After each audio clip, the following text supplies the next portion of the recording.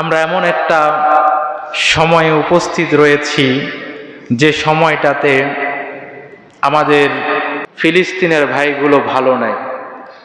এই ফিলিস্তিনের ইতিহাস নিয়ে, ইহুদিদের ফিলিস্তিন দখলের সেই ঘটনাগুলো নিয়ে আমরা পবিত্র ঈদ উল ফিতরের দিন আলোচনা করেছিলাম।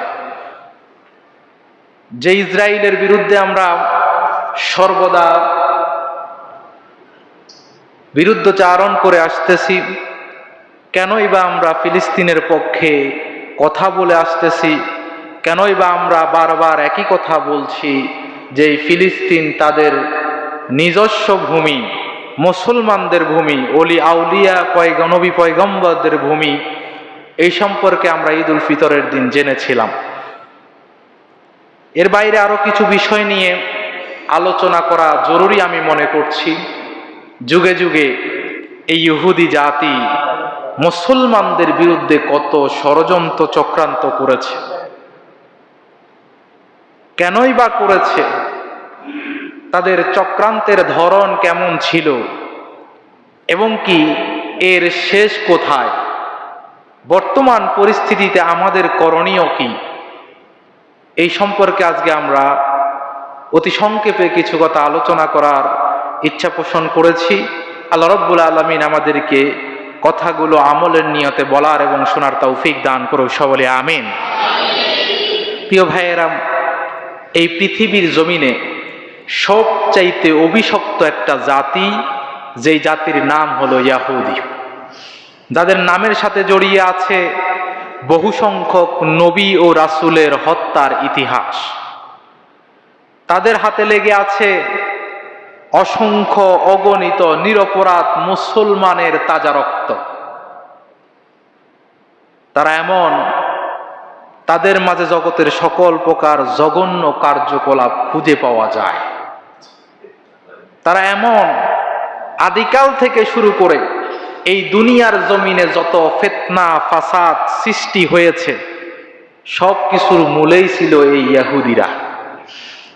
পৃথিবীতে এদের অপকর্ম, ষড়যন্ত্র, চক্রান্তের কথা সর্বজন স্বীকৃত। এটা জানে না এমন মুসলমান জাতি খুব কমই পাবেন আপনি।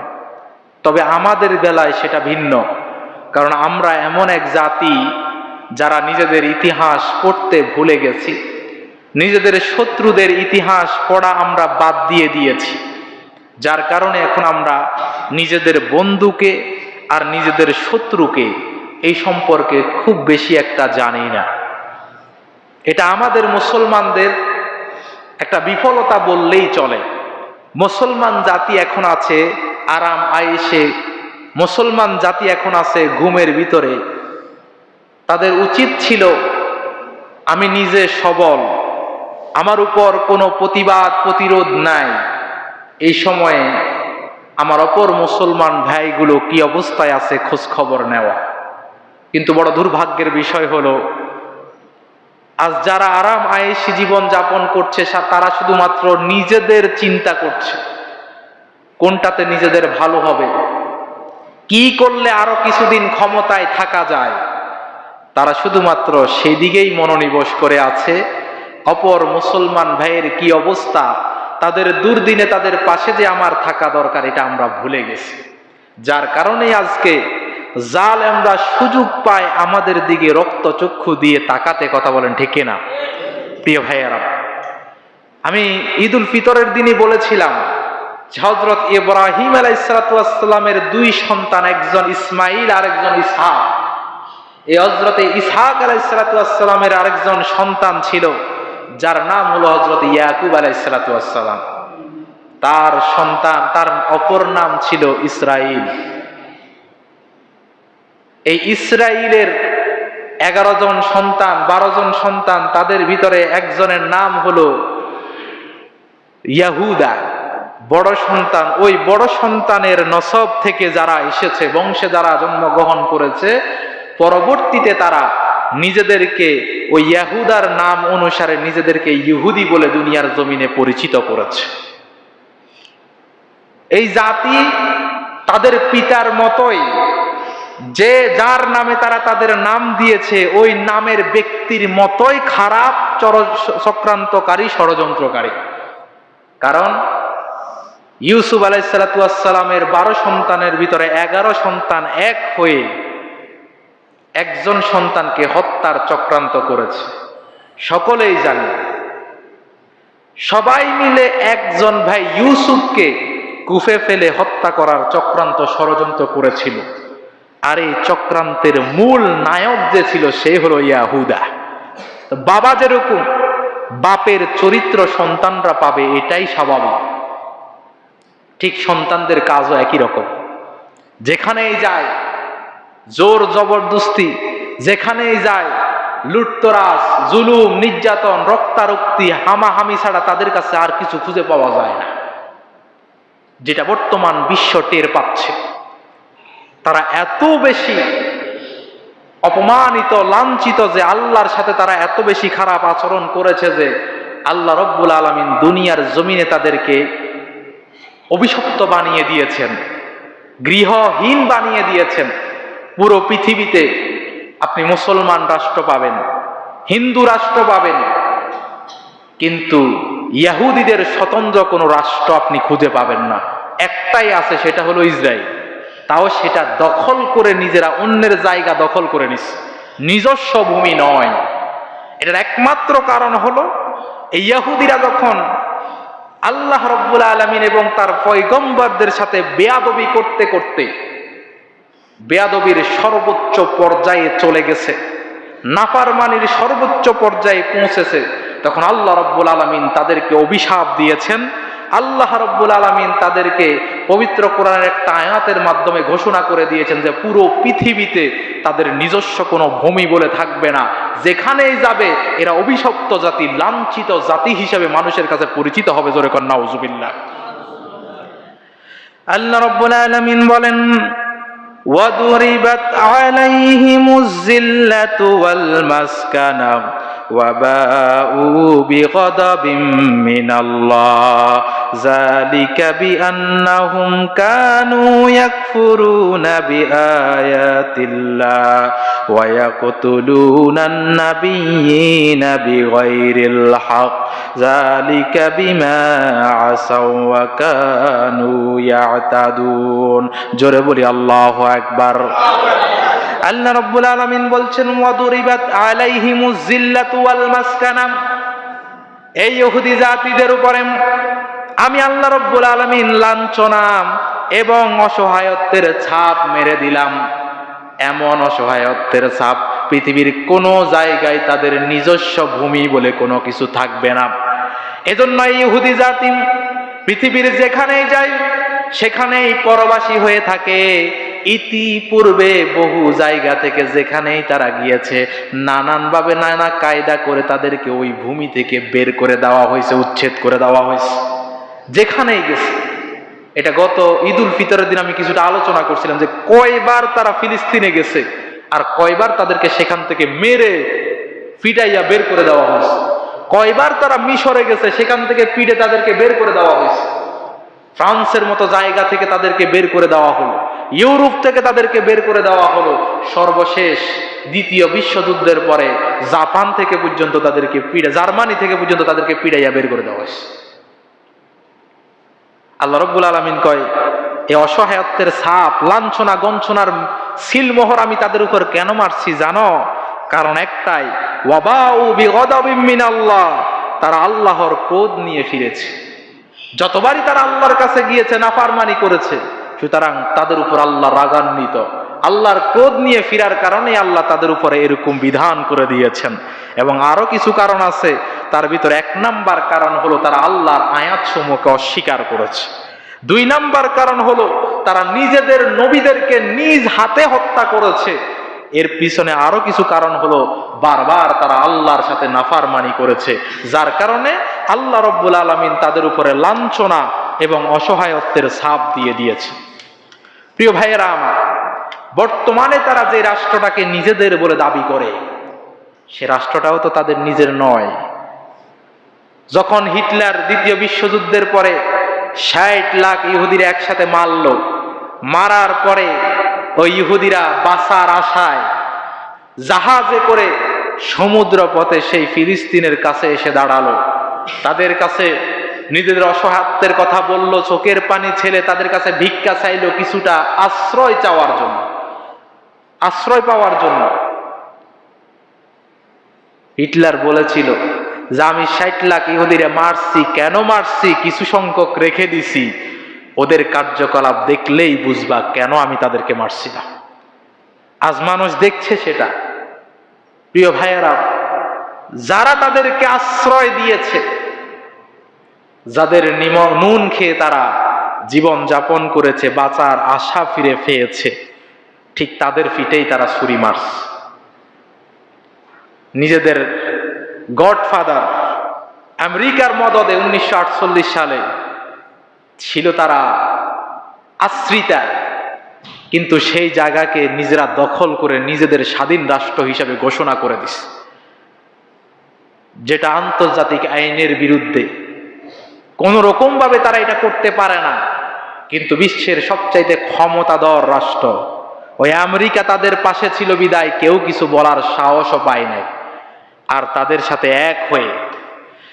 সাথে এক হয়ে মুসলমানের কাছে তাদের পণ্য বিক্রি করে টাকা পয়সা ইনকাম করে সেই টাকা দিয়ে বুলেট কিনে, বোমা কিনে, মিসাইল কিনে আজ মুসলমানদের বিরুদ্ধেই সেটা কাজে লাগাচ্ছে।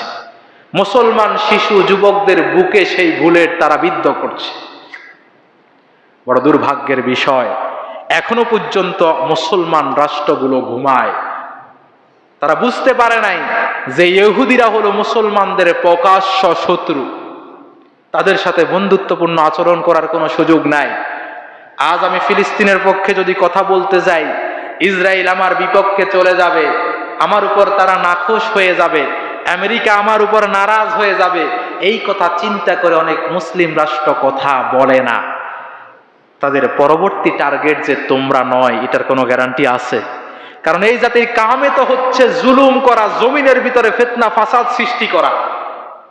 এদের মূল টার্গেট হচ্ছে পুরো পৃথিবী থেকে মুসলমানদেরকে নিধন করে মুসলমানদের ক্ষমতাগুলো নিজের হাতে নিয়ে নেওয়া, কুক্ষিগত করা। এদের মূল উদ্দেশ্যই তো এটা। যুগে যুগে এরা চক্রান্ত কম করে নাই। এর আগে আমি বলেছিলাম আল্লাহ রাব্বুল আলামিন সূরা বাকারার প্রথম দিকে তারা যে মুসলমানদের বিরুদ্ধে 12টা চক্রান্ত করছে এই সম্পর্কে আলোচনা করছে।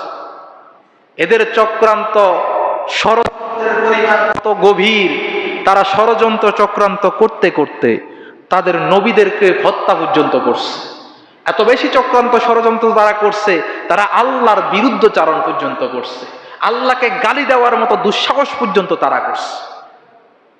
এই জাতি ভালো জাতি নয়।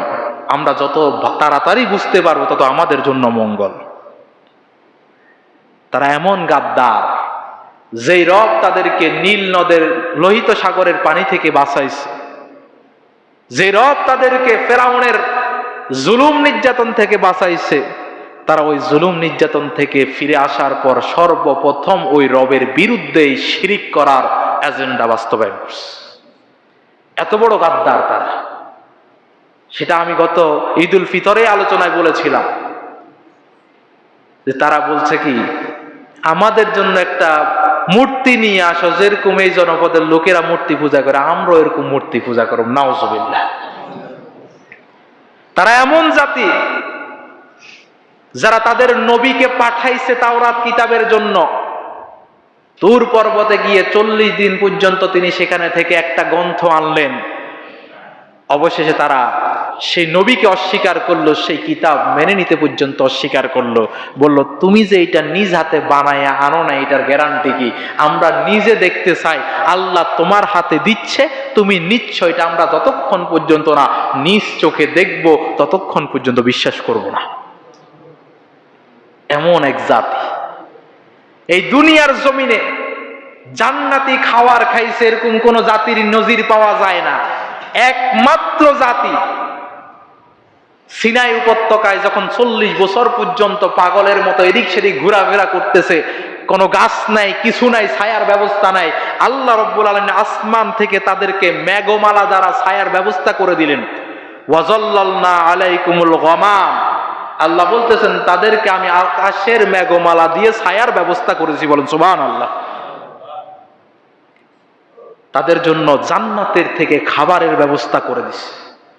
রাত্রিবেলা তারা ঘুমাইতো, আসমান থেকে জান্নাতি খাবার তাদের ঘরের সামনে এসে পড়ে থাকতো, তারা সেটা বসে বসে খাইতো, যেটাকে মান্না সালোয়া বলা হয়। কিন্তু এই অকৃতজ্ঞ জাতি এক পর্যায়ে গিয়ে সেই খাবার খাইতে পর্যন্ত অস্বীকার করলো। একই খাবার খাইতে খাইতে আর ভালো লাগে না, আমরা মান্না সালোয়া খাইতে রাজি না, দুনিয়াবি খাবার খাবো। তুমি তোমার আল্লাহকে বলো আমরা কি খাইতে চাই, আমরা পেঁয়াজ, আদা, রসুন, ডাল, এইসব জিনিসগুলো, তরু তরকারি, এইসব জিনিসগুলো নিজেরা চাষ করে খেতে চাই। জোরে কর নাউজুবিল্লাহ। আল্লাহ বসায় বসায় খাওয়ায়, তাদের ভালো লাগে না, তারা নিজেরা চাষ করে খাবে। এমন এক জাতি তারা। আল্লাহ রাব্বুল আলামিন তাদেরকে নিষেধ করলেন, তোমাদের জন্য পবিত্র দিন শনিবার, আমাদের জন্য পবিত্র দিন যেরকম শুক্রবার, তাদের জন্য পবিত্র দিন ছিল শনিবার। ওই দিন তারা ইবাদত বন্দেগী করত রবের। মাছগুলো সমুদ্রের কিনারায় সেদিন চলে আসতো, তারা সুযোগ পাইয়া শনিবার দিন মাছগুলোরে ধরে ফেলত। আল্লাহ রাব্বুল আলামিন বলে দিলেন শনিবার দিন মাছ ধরা যাবে না। এই জাতি এত নিকৃষ্ট জাতি, আল্লাহর ওই আদেশ অমান্য করে শনিবার দিন মাছগুলো যখন সমুদ্রের কিনারায় আসে, তখন তারা একটা নালা বানায় দিছে, মাছগুলো যাতে করে ওইদিকে ঢুকে যায়। ঢোকার পরে এমন ব্যবস্থা করছে মাছ ঢুকতে পারে আর বের হতে পারে না। ট্যাংরার মতো একটা ব্যবস্থা, ঢোকার সুযোগ আছে, বের হওয়া যায় না। ওই জায়গায় মাছগুলো শনিবার দিন আটকে থাকে, রবিবার দিন গিয়া মাছগুলো ধরে ফেলে।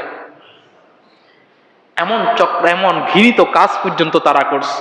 আল্লাহ রাব্বুল আলামিন তাদের উপর রাগান্বিত হলেন, ক্রোধান্বিত হয়ে আল্লাহ রাব্বুল আলামিন বললেন, ফালাম্মা আতাউ আন মা নাহু আনহু কুলনা লাহুম কুনু কিরাদাতান খাসিন। আল্লাহ বলতেছেন যখন তাদেরকে আমি নিষেধ করছি শনিবার দিন মাছ ধরিও না, এই কাজটা করিও না, তারপরেও তারা আমার আদেশ অমান্য করছে, তখন আমি রাগান্বিত হয়ে তাদেরকে বলছি কুনু কিরাদাতান খাসিন, তোমরা ঘৃণিত বানরে পরিণত হয়ে যাও। জোরে কর নাউজুবিল্লাহ। বানরে পরিণত হয়ে গেছে ওই জাতিটা। বানরে পরিণত হয়ে কিছুদিন পরে মুফাসসিরগণ লেখে, ইতিহাসবিদগণ লেখে, যখন তারা বানরে পরিণত হয়ে গেছে, কিছুদিন পরে তাদের লেজের গোড়ায় এক রকমের আল্লাহ রাব্বুল আলামিন অসুস্থতা, রোগ দিয়ে দিছেন।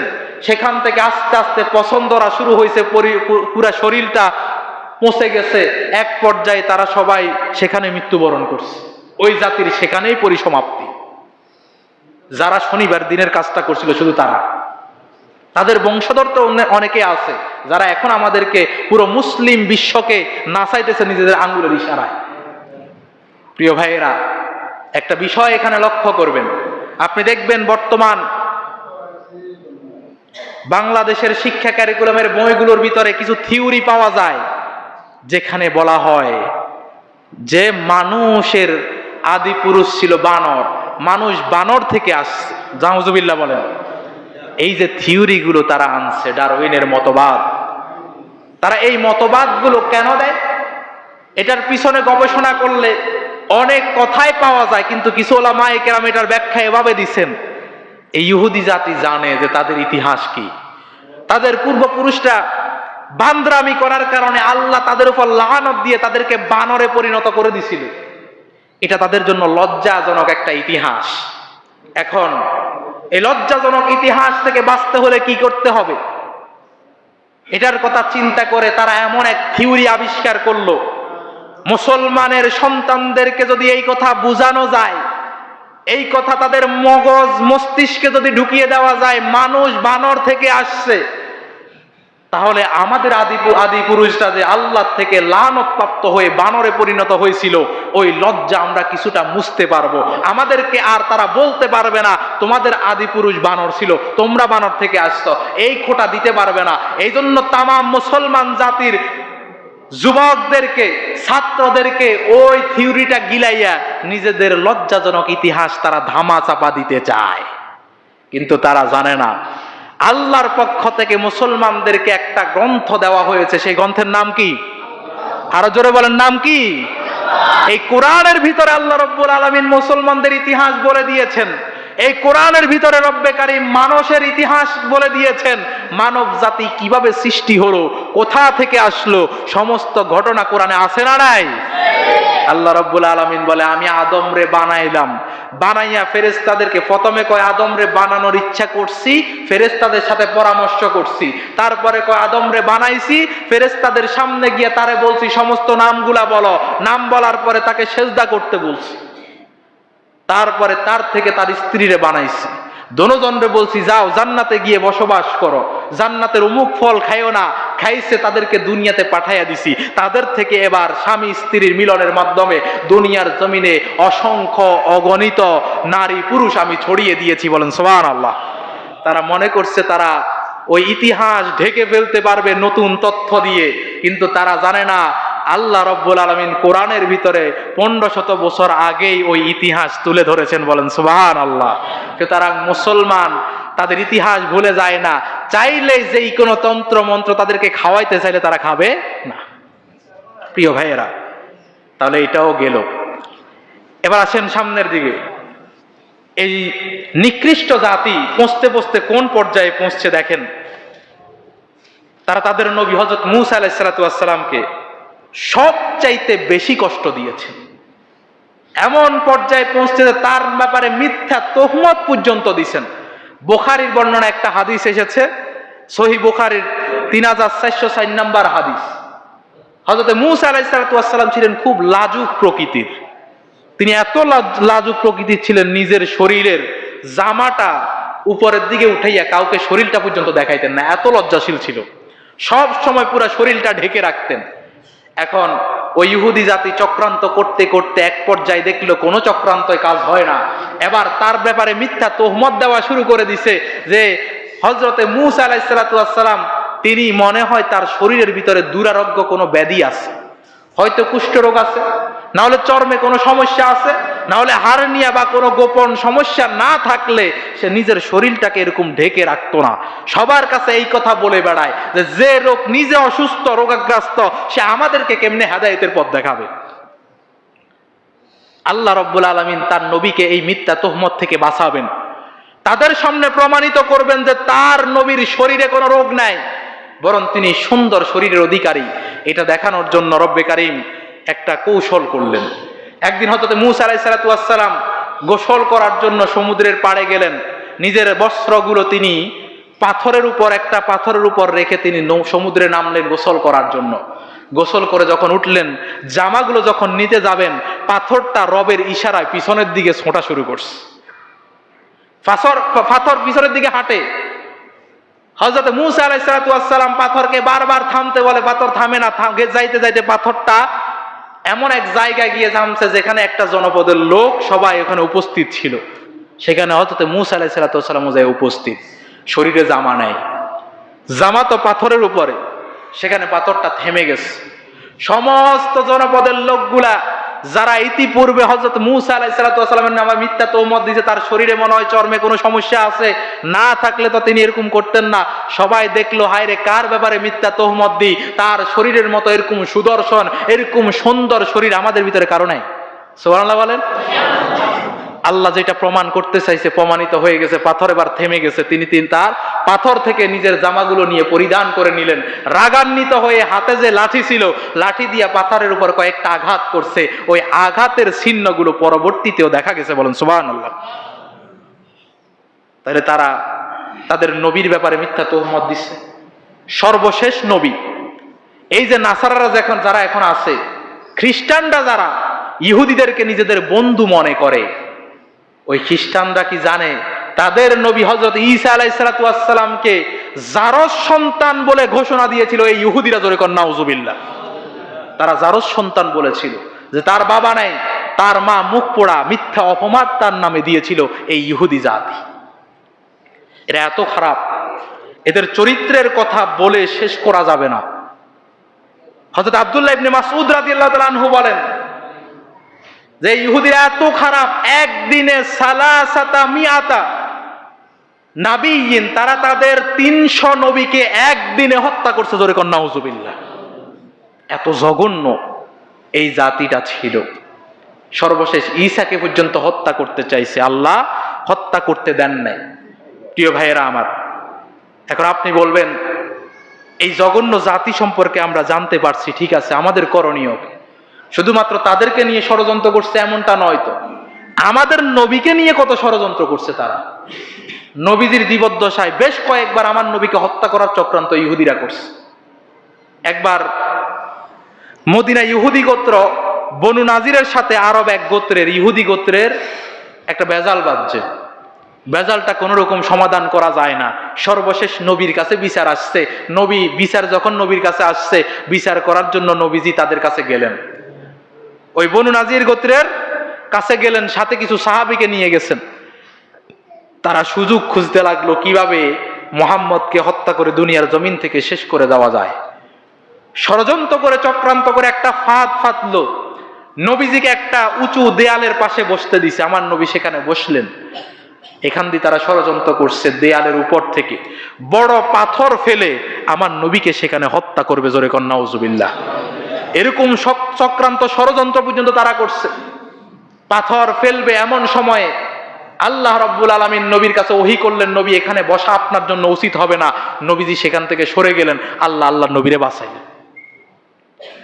এর কিছুদিন পরে খাইবার যুদ্ধের সময় ইহুদি একজন নারী ছাগলের গোশত রান্না করে সেখানে বিষ মাখাইয়া দিয়ে আমার নবীর জন্য হাদিয়া পাঠাইছে, নবীরে বিষ খাওয়াইয়া মারবে। নবীজি ওই গোশতের টুকরা মুখে দিতে যাবে, মুখে দিছে। এই মুহূর্তে কিছু কিছু তাফসিরে এসেছে, কিছু কিছু উলামায়ে কেরাম বললেন যে গোশত নিচ থেকে কথা বলা শুরু করছে যে এই গোশত আপনি খাবেন না, এটার ভিতরে বিষ মাখানো আছে। কেউ কেউ বলছেন না, জিব্রাইলের মাধ্যমে আল্লাহ ওহী করে পাঠালেন যে নবী এই গোশত খাওয়া যাবে না, এটার ভিতরে বিষ মাখানো আছে। আল্লাহ রাব্বুল আলামিন আল্লাহ নবীরে সেখান থেকেও বাঁচাইলেন। দুইবার আমার নবীকে হত্যা করার ষড়যন্ত্র করলো, কোন ষড়যন্ত্র চক্রান্ত কাজে আসে নাই। সর্বশেষ আমার নবীকে জাদুটনা বানটনা কইরা, তাবিজ কইরা নবীকে হত্যা করার চেষ্টা করলো। নবীর চিরুনি থেকে চুল নিয়ে ওই চুলে 11টা গিট দিয়ে প্রতিটা গিটের ভিতরে সুই নামক জিনিসগুলা ঢুকাইয়া সেগুলোরে কূপের নিচে, পাথরের নিচে চাপা দিয়ে আমার নবীকে হত্যা করার চেষ্টা করছে। হযরত আয়েশা রাদিয়াল্লাহু তাআলা আনহা বলেন, যখন জাদুটনা করা হয়েছে নবীজির এমন অবস্থা হয়েছে, একটু আগে নবীজি কি করছে মাঝে মধ্যে নবীজি নিজেই ভুলে যাইতেন। এমন এক কঠিন অবস্থা, নবীজির শরীর পুরা দুর্বল হয়ে গেছে। পরবর্তীতে আল্লাহ রাব্বুল আলামিন জিব্রাইলের মাধ্যমে জানাইলেন যে এই অবস্থা। পরে ওই কূপ থেকে ওই গিট দেওয়া চুলগুলো উঠানো হয়েছে। তারপরে আল্লাহ রাব্বুল আলামিন সূরা ফালাক, সূরা নাস নাজিল করলেন। প্রতিটি আয়াত পড়ে নবীজি ফু দিলেন, একটা একটা করে গিট খুলে গেল। আল্লাহর নবী আগের মতো আবার সুস্থ হয়ে গেলেন। বলেন সুবহানাল্লাহ। জীবিত থাকা অবস্থায় তো ষড়যন্ত্র চক্রান্ত করছে, মৃত্যুবরণ করার পরে নবীজির লাশ নিয়ে পর্যন্ত টানাটানি করছে। নবীজির লাশ যেখানে রাউদাতুম মিন রিয়াজিল জান্নাহ, ওই জায়গা থেকে সুড়ঙ্গ করে দূরে 1 কিলোমিটার 3 কিলোমিটার দূর থেকে সুড়ঙ্গ করে ভিতর থেকে নবীজির লাশটা চুরি করার পর্যন্ত ষড়যন্ত্র চক্রান্ত করছে এই ইহুদি জাতি। কত নিকৃষ্ট এই জাতি, আবার চিন্তা করেন। তাদের সেই অত্যাচার নির্যাতন এখন থেমে নাই। মুসলমানদের বিরুদ্ধে তাদের চক্রান্ত ষড়যন্ত্র এখনো চলতেছে। সেই 1948 সালে তারা যখন নিজেদেরকে স্বাধীন রাষ্ট্র হিসেবে ঘোষণা দিল, ফিলিস্তিনের মুসলমানগুলো নিজের ভূমি ফিরে পাওয়ার জন্য যখন আন্দোলন করলো, তখন ওই আমেরিকার মদদে তাদের থেকে ইউনিক অস্ত্রগুলা নিয়ে ওই মুসলমানদের উপর নির্যাতন জুলুম করা শুরু করে দিছে, তাদেরকে হত্যা করলো। অবস্থা আস্তে আস্তে কেমন অবস্থানে আসছে এখন আপনারা দেখেন। বর্তমান সময়ে কি অবস্থা এখন গাজা, কি অবস্থা এখন রাফার।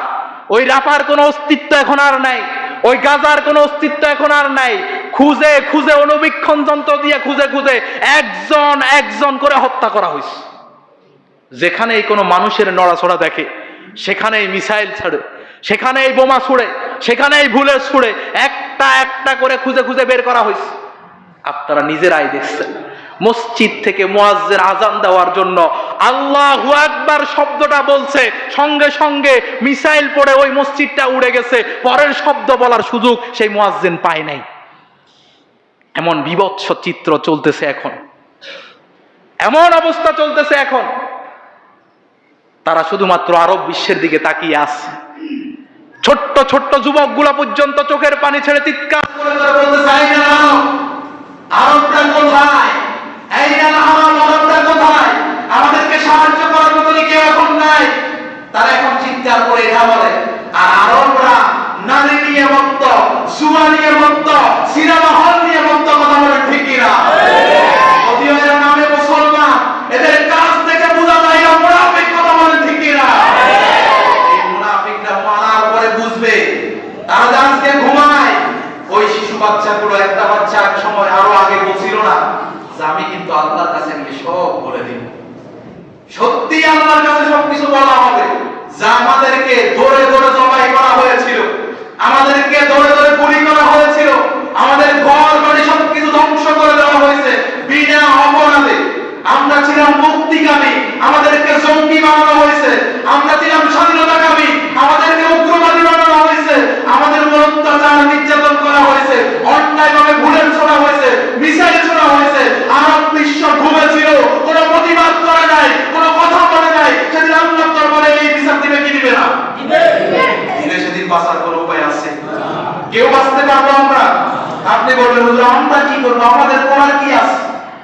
সব কিছু তো দেখতেছি, আমরা কি করব, আমাদের করার কি আছে? করার অনেক কিছু আছে, চাইলে করতে পারেন, কিন্তু আমরা করতে রাজি না। আমাদের করণীয় গুলো বলতে গেলে অনেক কথা।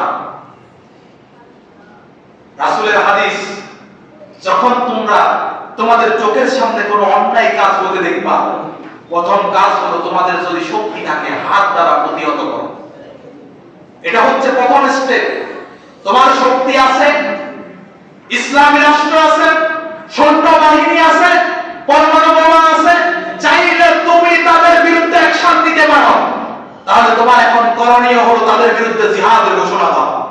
তাদের বিরুদ্ধে তোমার সৈন্যদেরকে নিয়ে, অস্ত্র নিয়ে তুমি লেগে পড়ো, তাদের বিরুদ্ধে যুদ্ধ করো। হয়তো নিজে মরবা, না হলে তাদেরকে হত্যা করবা, শেষ করবা। এটা তোমার প্রথম করণীয়। কারণ পবিত্র কোরআনে তো আল্লাহ বলে দিলেন, وَمَا لَكُمْ لَا تُقَاتِلُونَ فِي سَبِيلِ اللَّهِ وَالْمُسْتَضْعَفِينَ مِنَ الرِّجَالِ وَالنِّسَاءِ وَالْوِلْدَانِ الَّذِينَ يَقُولُونَ رَبَّنَا أَخْرِجْنَا مِنْ هَذِهِ الْقَرْيَةِ الظَّالِمِ أَهْلُهَا وَاجْعَلْ لَنَا مِن لَّدُنكَ وَلِيًّا وَاجْعَلْ لَنَا مِن لَّدُنكَ نَصِيرًا। আল্লাহ রাব্বুল আলামিন কোরআনে বললেন, ওয়ামা লাকুম, তোমাদের কি হলো, লা তুকাতিলুনা ফি সাবিলিল্লাহ, তোমরা কেন আল্লাহর রাস্তায় জিহাদ করছো না? ওয়াল মুস্তাদাফিনা মিনার রিজালি ওয়ান নিসাই ওয়াল উইলদান, ওই সমস্ত দুর্বল পুরুষ, ওই সমস্ত দুর্বল নারী, ওই সমস্ত দুর্বল শিশুদের পক্ষ হয়ে আল্লাযিনা ইয়াকুলুনা রাব্বানা আখরিজনা মিন হাযিহিল ক্বরিয়াতিজ যালিমি আহলুহা, যারা আল্লাহর কাছে দুহাত তুলে দোয়া করে, ও আল্লাহ আমাদেরকে এই জনপদ থেকে বের করেন। এই জনপদের অধিবাসী যারা রয়েছে তারা হলো জালেম, তারা হলো জালেম, তারা আমাদের উপর জুলুম করে, আমাদেরকে এখান থেকে বের করেন। ওয়াজআল লানা মিন লাদুনকা ওয়ালিয়্যা, আমাদের জন্য আপনার পক্ষ থেকে একজন সাহায্যকারী পাঠান, আমাদের জন্য একজন নেতা পাঠান। ওয়াজআল লানা মিন লাদুনকা নাসীরা, আমাদের জন্য আপনার পক্ষ থেকে সাহায্যকারী পাঠান। যেই সমস্ত শিশু পুরুষগুলো, দুর্বল নারীগুলা, দুর্বল পুরুষগুলা এই কথা বলছে, তাদের বিরুদ্ধে তোমরা কেন যুদ্ধ করছো না? ওয়ামা লাকুম, তোমাদের কি হলো? আমি তো মনে করি এই প্রশ্ন এমন বিশ্বের লোকগুলোকে বলতেছে, ওই ক্ষমতাধর রাষ্ট্রগুলোকে বলতেছে, যারা চাইলে যুদ্ধ করে, যারা চাইলে জিহাদ করে মুসলমানদেরকে উদ্ধার করতে পারে, কিন্তু তারপরেও চুপ করে মুখে কুলু ফেটে বসে আছে, নারী নিয়ে মত্ত, যারা এখনো পর্যন্ত এরকমটা প্রয়োজন বোধ করে না, মুসলমানদের পক্ষ হয়ে একটা হুঙ্কার দিবে, তাদেরকে আল্লাহ বলতেছেন, কি হয়েছে তোমাদের, বসে আছো কেন?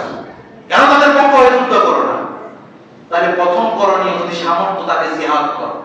তাদের সামর্থ্য আছে, তারা করছে না, কিন্তু আমাদের কি সেই সামর্থ্য আছে?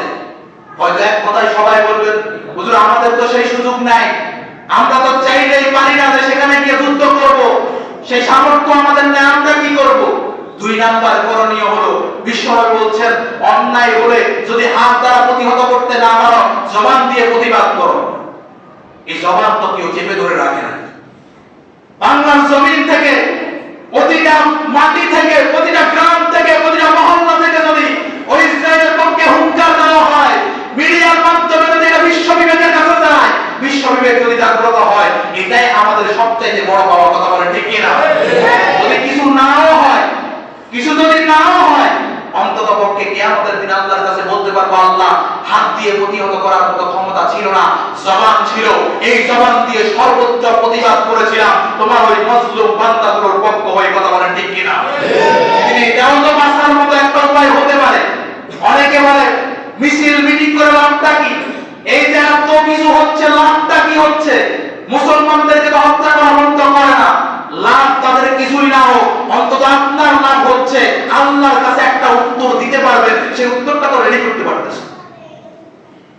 প্রিয় ভাইরা, এজন্য আমি বলি নিজ নিজ অবস্থান থেকে দাঁড়াবেন, নিজ নিজ অবস্থান থেকে প্রতিবাদ করেন। আলহামদুলিল্লাহ, বাংলাদেশের শীর্ষ আলেম যারা রয়েছে সবাই একসাথে হয়ে আগামীকাল 12 তারিখ ঢাকায় মার্চ ফর গাজা কর্মসূচি দিয়েছে। বিকেল 3টা বাজে সাভার থেকে মানিক মিয়া অ্যাভিনিউ পর্যন্ত এক বিশাল মার্চ ফর গাজা কর্মসূচি কালকে পালিত হবে ইনশাআল্লাহ। প্রিয় ভাইয়েরা আমার, আমরা আশা করি বাংলাদেশের প্রত্যন্ত অঞ্চল থেকে তাওহীদি জনতা যারা ওই ফিলিস্তিনকে ভালোবাসেন, যাদের পক্ষে সম্ভব হয়, তারা সেখানে যাবেন, গিয়ে সবাই মিলে একসাথে প্রতিবাদ করবেন। আপনি বলবেন আমি প্রতিবাদ করলাম, লাভটা কি হবে? আপনার এই প্রতিবাদে, এই হুঙ্কারে যদি ইহুদিদের অন্তরে বিন্দু মাত্র একটু ভয় সৃষ্টি হয়, এই কারণে তারা একটু বিন্দু মাত্র হলেও যদি তাদের সেই নির্দিষ্ট এজেন্ডা আছে এটা থেকে একটু সরে দাঁড়ায়, আপনার এই এজেন্ডাগুলো দেখে, আপনার এই কাজগুলো দেখে আরব ভূখণ্ডে যারা ঘুমিয়ে আছে, যাদের শক্তি সামর্থ্য আছে, তাদের বিবেক যদি একটু জাগ্রত হয়, এটাই আপনার মুক্তির জন্য যথেষ্ট। কথা বলেন ঠিক কিনা? এজন্য আমি বলবো সবাই সর্বোচ্চ চেষ্টা করেন, যেখান থেকে সম্ভব আপনি আপনার আওয়াজ তুলেন, আপনার কথা তুলেন, যদি সম্ভব হয় আগামী কালকে যান, মার্চ ফর গাজাকে সফল করেন, এটাই হবে সবচেয়ে বড় সফলতা আপনার। প্রিয় ভাইরা, এর বাইরে আরো কিছু করণীয় আছে। 2 নাম্বার যেটা শুধুমাত্র জবান দিয়ে প্রতিবাদ করবেন এটা নয়, এটার বাইরে আরেকটা বিষয় হলো, পৃথিবীর ভিতরে কোন রাষ্ট্রকে যদি দুর্বল করতে হয়, তাহলে তাদেরকে অর্থনৈতিকভাবে দুর্বল করতে হবে। যাদেরকে অর্থনৈতিকভাবে চারিদিক থেকে চাপে ফেলা যাবে, তারাই এক সময় গিয়ে একেবারে দুর্বল রাষ্ট্রে ক্ষতিগ্রস্তদের অন্তর্ভুক্ত হয়ে যাবে। এটা করতে হলে আপনাকে আমাকে কি করতে হবে? ইসরায়েলের পণ্যগুলো বয়কট করতে হবে। আমরা সবাই মিলে যদি একসাথে হয়ে সিদ্ধান্ত নিই, ইসরায়েলের কোন পণ্য আমি আজ থেকে বিক্রি করব না, ইসরায়েলের কোন পণ্য আমি আজ থেকে ক্রয় করব না, ইসরায়েলের কোন পণ্য আমার ঘরে থাকবে না, আমার দোকানে থাকবে না, এই সিদ্ধান্ত যদি আমরা নিতে পারি, একটা অর্থনৈতিকভাবে যদি তারা চাপের ভিতরে পড়ে, তাহলে অন্তত পক্ষে তারা মুসলমানদেরকে হত্যা করার কাজে একটু হলেও ব্যাহত হবে। আর সবচেয়ে বড় কথা হলো, আপনি তাদের পণ্যগুলো ক্রয় করেন, সেখান থেকে একটা মুনাফা পেয়ে, লাভ পেয়ে, তারা ওই টাকাগুলো একসাথে করে সেই টাকা দিয়ে বুলেট কিনে, সেই টাকা দিয়ে মিসাইল কিনে, সেই টাকা দিয়ে বোমা কিনে, সেইগুলো দিয়ে আপনার মুসলমান ভাইগুলোর উপরে সেগুলো অ্যাপ্লাই করে, তাদেরকে হত্যা করে। আপনি যে একটা তাদের পণ্য ক্রয় করেছেন, সেখান থেকে যেই টাকা তারা লাভ পেল, ওই টাকা দিয়ে একটা বুলেট কিনলো, ওই বুলেট আপনার মুসলমান ভাইয়ের বুকের ভিতরে ঢুকাইল। তার মানে তাদেরকে ওই বুলেট মারতে আপনি পরোক্ষভাবে সহযোগিতা করেছেন। এজন্য আমাদের সকলের ইমানের দাবি তাদের সেই পণ্যগুলো বয়কট করা। সে পণ্য বয়কট করার মাধ্যমে একটা বড় প্রতিবাদ হতে পারে। তাদের পণ্যগুলো খাইতে খুব মজাদার, না খাইলে আপনার কাছে ভালো লাগে না, আপনি জিহাদ করেন নিজের নফসের বিরুদ্ধে, আপনি জিহাদ করেন নিজের পাকস্থলীর বিরুদ্ধে, চিন্তার বিরুদ্ধে। যতই মন চাই, যতই ভালো লাগে, আজ থেকে আমাদের সিদ্ধান্ত হবে আমরা ইসরায়েলি পণ্য নিজেরাও খাবো না, অন্যকেও খাইতে দিব না, নিজেও বিক্রি করবো না, অন্যকেও ক্রয় করতে দিব না। যেমন সবাই ইনশাআল্লাহ এই দৃঢ়প্রত্যয় নেন, তাহলে হয়তো কিয়ামতের দিন আল্লাহকে জবাব দিতে পারবেন, আল্লাহ কিছু করতে পারি নাই, অন্তত পক্ষে আমার করণীয় এটা ছিল, এটাই করছি, যেটা করণীয় ছিল এটাই আমি করছি, আর কিছু আমার করার মতো ছিল না। সেদিন অন্তত পক্ষে উত্তর দেওয়ার মতো একটা সুযোগ পাবেন। প্রিয় ভাইয়েরা আমার, এই ইসরায়েল বলেন বা ইহুদি বলেন, যারাই বলেন না কেন, যারাই চক্রান্ত করছে, ষড়যন্ত্র করছে মুসলমানদের বিরুদ্ধে, একদিন না একদিন তাদের সব কিছু শেষ হবে, একদিন না একদিন ধ্বংস হবে। আর সেই ধ্বংসের জন্য মুসলমানের প্রধান হাতিয়ার হলো দোয়া। আল্লাহর কাছে প্রতিটি মোনাজাতে ফিলিস্তিনের জন্য দোয়া করেন এবং কি প্রতিটি মুনাজাতে ওই ইহুদি নাসারা ইসরায়েলের জন্য ধ্বংসের কামনা করেন। আল্লাহ যদি আপনার দোয়াটা কবুল করে নেয়, হয়তো আবার আরবির বাকি পাঠাইতেও পারে। আল্লাহ যদি আপনার দোয়া কবুল করে নেয়, হয়তো আবার সেই নমরুদের মতো ল্যাংড়া মশা পাঠাইতে পারে। তাদের মসনদ ধ্বংস করার জন্য বড় মিসাইল কামানের প্রয়োজন হবে না। কথা বলে ঠিক কিনা? প্রিয় ভাই, আমরা এই জন্য সব সময় আল্লাহর কাছে দোয়া করবেন। আমরা যেরকম প্রতিটি খুতবায় আল্লাহর কাছে দোয়া করি, আল্লাহুম্মা হালিকিল মাসনাদিল ইয়াহুদিয়্যা, আল্লাহ ইহুদিদের মাসনাদ ধ্বংস করে দাও, ইহুদিদের মাসনাদ খান খান করে দাও। আপনার প্রতিটি মুনাজাতে এই দোয়াটা করা উচিত। আপনার প্রতিটি মুনাজাতে এই দোয়া করা উচিত। আল্লাহুম্মা আনসুরিল মুজাহিদিনা ফিল ফিলিস্তিন, আল্লাহ ফিলিস্তিনের ওই মুজাহিদদেরকে তুমি সাহায্য করো। ও আল্লাহ, তুমি মসজিদুল আকসাকে তুমি হেফাজত করো, আমার মুসলমান ভাইগুলোকে হেফাজত করো, গাজার ভাইগুলোকে হেফাজত করো। এই দোয়া করার মতো সেই ক্ষমতা তো আপনার আছে। আপনি যদি বলেন আমি কি করব, করণীয় তো অনেকগুলাই আছে। জবান আছে, জবান দিয়ে আপনি উত্তর দিতে পারেন, প্রতিবাদ করতে পারেন। আপনার সামর্থ্য আছে, পণ্য বয়কট করে আপনি তাদেরকে অর্থনৈতিকভাবে বিপদে ফেলতে পারেন, চাপে ফেলতে পারেন। আপনি দুহাত তুলে আল্লাহর কাছে তাদের জন্য দোয়া করতে পারেন। অন্ততপক্ষে এই আমলগুলোর দ্বারা হলেও কিয়ামতের দিন হয়তো আপনি জালেমের কাতারে দাঁড়াবেন না, আল্লাহর কাছে হয়তো বাঁচার একটা সুযোগ থাকবে।